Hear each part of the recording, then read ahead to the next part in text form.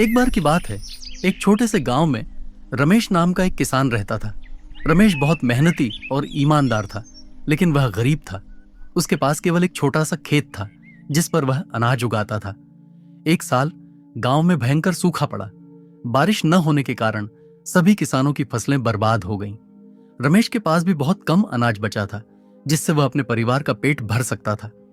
एक दिन जब रमेश अपने खेत में काम कर रहा था, उसे एक घायल कबूतर दिखाई दिया। कबूतर का पंख टूटा हुआ था और वह उड़ने में असमर्थ था। रमेश को उस पर दया आ गई। उसने कबूतर को उठाया, घर ले गया और उसके घावों को ध्यान से साफ किया।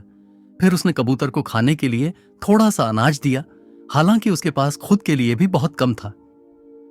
कुछ दिनों बाद कबूतर का घाव ठीक हो गया और वह उड़ने लगा। रमेश ने उसे आजाद कर दिया। कबूतर आकाश में उड़ता हुआ दूर चला गया। रमेश ने सोचा कि शायद वह कबूतर को फिर कभी नहीं देख पाएगा। कुछ हफ्तों बाद एक अजीब बात हुई। रमेश के खेत में अचानक बहुत सारे कबूतर आने लगे। वे सभी अपनी चोंच में अनाज के दाने लेकर आते और उन्हें रमेश के खेत में डाल देते। कुछ ही दिनों में रमेश के खेत में अनाज के ढेर लग गए। रमेश हैरान और खुश था। उसने समझ लिया कि यह सब उसी कबूतर की देन है जिसकी उसने मदद की थी। गांव के लोगों ने जब यह देखा तो वे भी आश्चर्यचकित हो गए। उन्होंने रमेश से पूछा कि यह सब कैसे हुआ।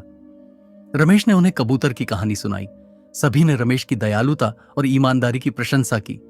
इस घटना से रमेश को एक बड़ी सीख मिली। उसने समझा कि दया और मदद करने का फल हमेशा अच्छा होता है।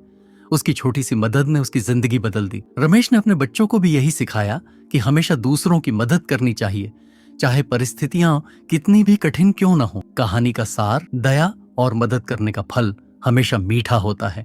छोटे छोटे अच्छे कर्मों से हम न केवल दूसरों की जिंदगी बदल सकते हैं, बल्कि अपनी जिंदगी भी सुधार सकते हैं।